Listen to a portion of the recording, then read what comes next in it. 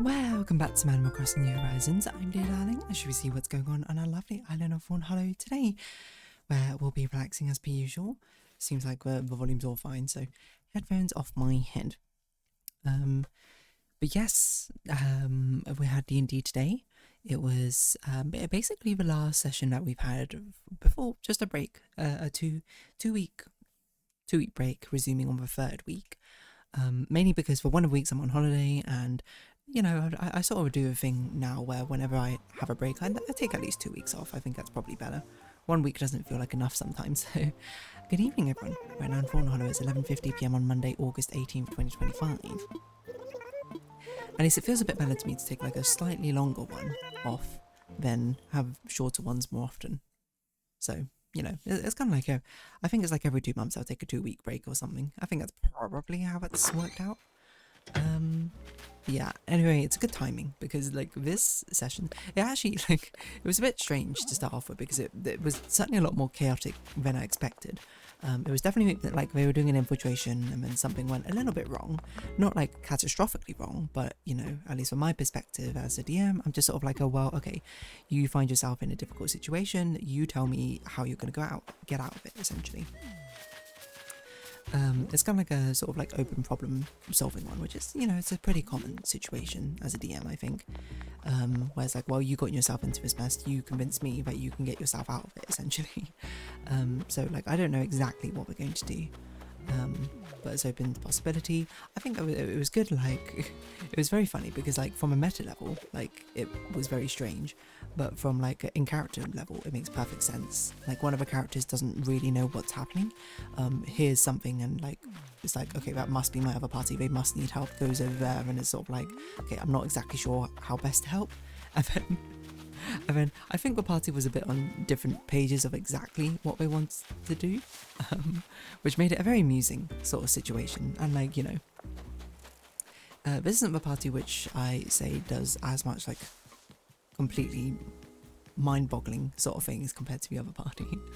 A lot of the time they're actually like pretty darn sensible, I would say. This one was definitely like, not, I wouldn't say a rare bout of like complete breakdown, because it genuinely wasn't that bad, or maybe I'm just sort of like comparing it to the other party still.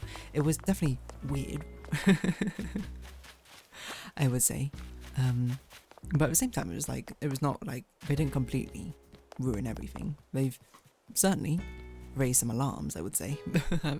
At this point, there were some already there were some alarms raised before, to be honest, but now it's gonna, I'm not sure of the atmosphere.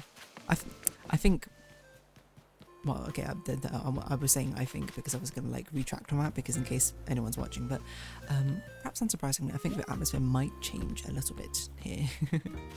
Like we had like a pseudo end of Act 2, so in my mind we're kind of like Act 2 and Act 3 are continuous on from each other, almost like we blend together, kind of like Squid Game Season 2, Squid Game Season 3, but we had like a midway point, essentially, and we're kind of like in Act 3, I would say. And I think this is sort of like the tipping point of going like wholly into Act 3, of the defining part of Act 3, where maybe, I don't know how long it will last for, but theoretically the atmosphere should feel a little bit different. You know, I'm still measuring up how hard I want to go with it, because I knew this might have been coming as a possibility. I didn't think it would happen now, to be honest.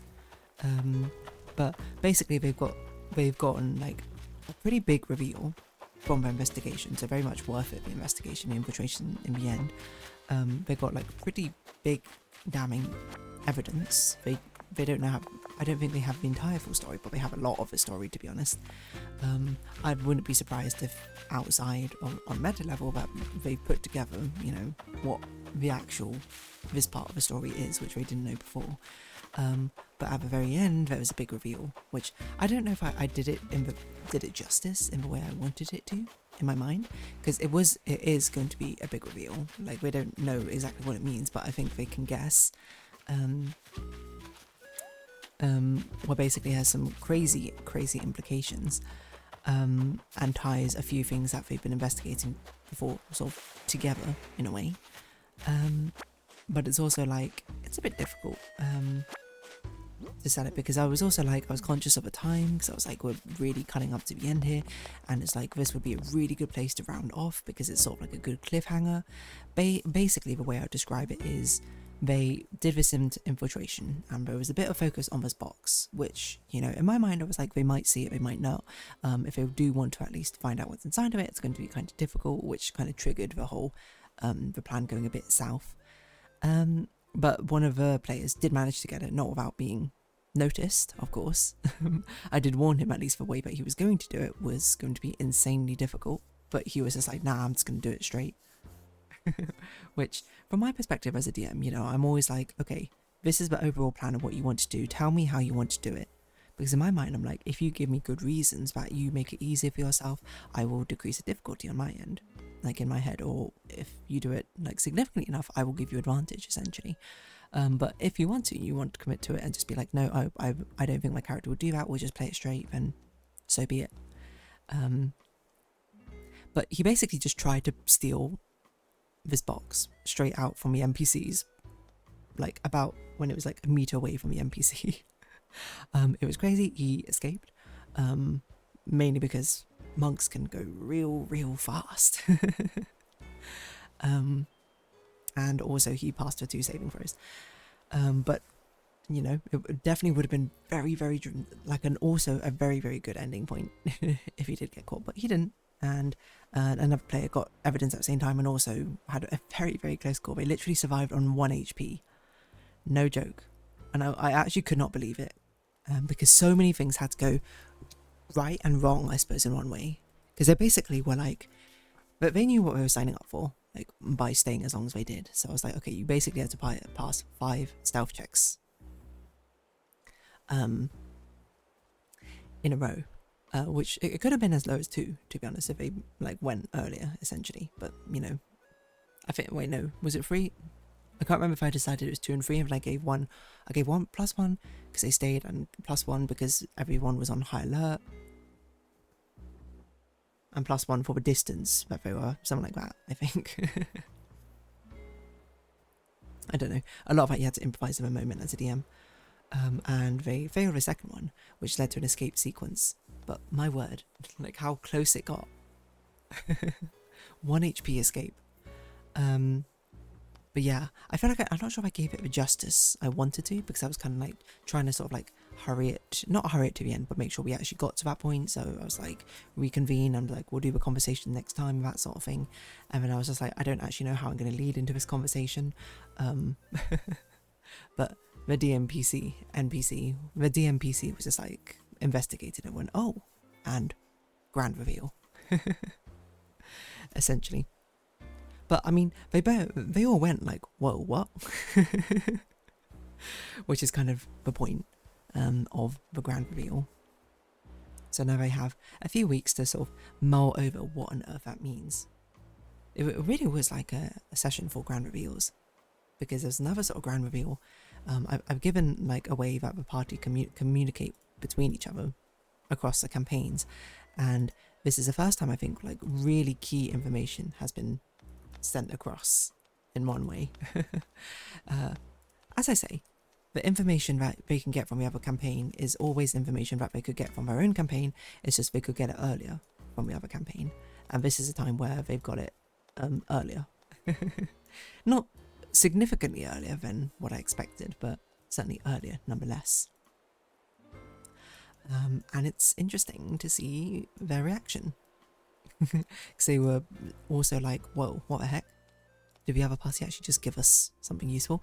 It's another thing I say which is very funny, with a back and forth between one party to the other, is both parties seem to think the other party's absolutely useless at giving them information.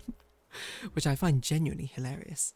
If you're wondering how it works, is basically I've given them a glitched kind of quote sending stone, a broken sending stone, which one of the party, the DMPC, basically tried to fix up, and then when we have a crossover session, gave it to the other party. And basically how it works is it works regardless of the time period, and a message at the end of one campaign gets given to the other campaign at the start or some point during. So in universe, it's a sending stone which somehow is also sending to the past and future and back. Does that have implications? Yes, it does, but I don't think that's an avenue any party member is going to go down, because it's very much in the realm of a DMPC. So, but it leads to very great situations, because in my mind I was like, oh, they'll use it to try and exchange information to each other. But then, like, one thing, like, started off as like, oh, we'll break the ice by doing a joke, and then the other campaign was like, why are they being so useless with this message or something? They're not taking this seriously. And then I'm like, well, if they're not going to take it seriously, we won't take it seriously. And then basically there was no useful information traded back and forth for ages. Part of it's intentional, part of it's also like, obviously all of us are friends, so it's sort of just like a light ribbing in a way to be like, ha ha ha ha ha. But sometimes like actual useful information goes across, and every single time both campaigns are always surprised, being like, whoa, I can't believe they actually gave us useful information. And it's so funny from a DM perspective, at least, because I get to see both the intention, but the other campaign does not get to see the intention. They get to see only the literal 25 words which are given. And sometimes it's very clearly obviously a joke, and sometimes it's more like, oh, it was a joke which didn't land well or something. Or it's like, oh, this is what they actually genuinely thought was useful information but was completely useless to the other party. So I'd highly recommend doing that if you're running multiple campaigns with an overlapping group of friends. Give a sending stone to each of them to allow them to exchange messages back and forth. It really is a lot of fun, because sending stone is a great item. Like, I put a lot of sending stones or ways to communicate in, because in my mind, mobile phones, the fact we communicate, make for fantastic moments within stories. Being able to access and contact your NPCs or whatever your friends, your allies at any time, makes it more interesting, rather than having to travel a long distance or something.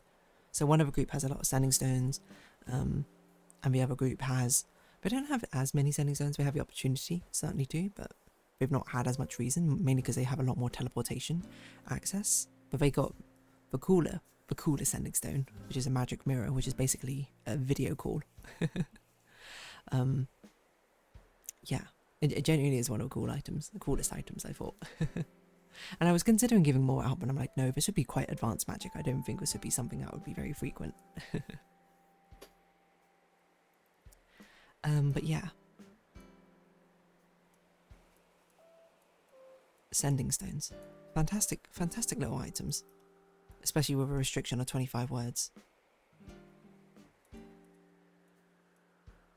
And it led to a fun sort of idea of like why one of the characters even has a sending stone,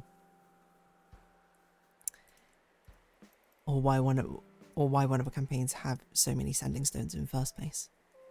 I think part of it was inspired definitely by Critical Role, because Jester took the spell sending, and just seeing it sort of be used in that campaign was really, really great. She used it for great comedic effect, but also for great, very practical purposes as well. So I think part of me as a DM was like, I want to see that in my campaign as well. Let's give them access to be able to contact the NPCs. And I will say it's sort of a variety, because I guess I'm very sort of practical minded. So I was like, oh, in one of the campaigns, I'll be like, I'll set you up with a sending stone with this NPC. I have told them this, so I don't mind saying it to them. But I was like, behind the scenes, I'm like, this NPC's a sort of like a you need a guy sort of thing. Call them up, essentially. Like, the thing I said about them, like when I handed over, is like, this NPC, like I said it in universe, of course, has a lot of connections, more so than you have met here. This is just their local connections, plus one connection who visited. But they know a lot of people. So the idea was basically being like, if they're in another town, be like, oh, we really need something random. Like, we really need like, we need like an alchemist who can study like a magical potion we got and understand it. They could call up on the sending stone and be like, hey, do you have anyone near here who could help us? And then he'd bring back, be like, sure, let me set you up with a contact, essentially. That was the intention behind it. They have never used him for that purpose, I would say, and have more so used him amusingly, because he's in the same town as another character's wife. They married. They use him as basically another way to contact the wife more than they've used him for a practical purpose, which I have established to them is totally fine. They're more than welcome to do that.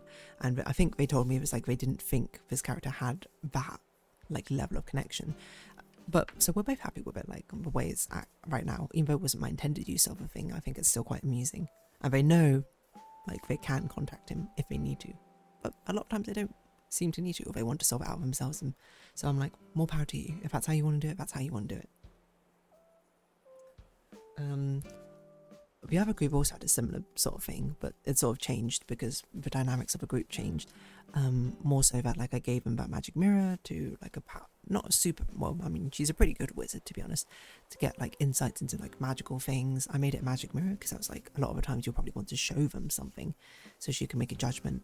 But then of course that was when we had 4 player characters, but now we have 3 plus a DMPC, and I instead fulfilled that role with a DMPC to be much more magically inclined. So now, if anything, that character which I can coordinate with is much more, still to do with magical items to a certain extent, but much more sort of like a coordination sort of character, right? She's kind of like the headquarters, head boss. That's coordinating things together. In a way. Not really, but sort of. But yeah, it's fun to think about these sort of things. So I don't know, I would highly encourage it. As long as it's not a super low magic level world or campaign. Sending stones, fantastic items, which I would highly recommend giving your players. As long as you're okay with basically at the drop of a hat having to do a random NPC and be like, oh, I haven't done this NPC for like 40 sessions, what were they like again? What do they know? It is a challenge for a DM perspective, but I think it's a good challenge because I think it's really worth it, in my opinion. Sending is one of the best spells. It would absolutely, if I was playing as a PC and I was playing like a long form campaign, 100% I would be taking sending. Anyway, on that note, I'm going to round this episode off here. So if you have been watching, thank you very much. It's been Animal Crossing New Horizons. I've been Dear Darling. Likes, comments, subscription, shares greatly appreciated. Socials, Discord down below. Hope to see each other again, but for now, it's our farewell. So until next time, bye bye for now.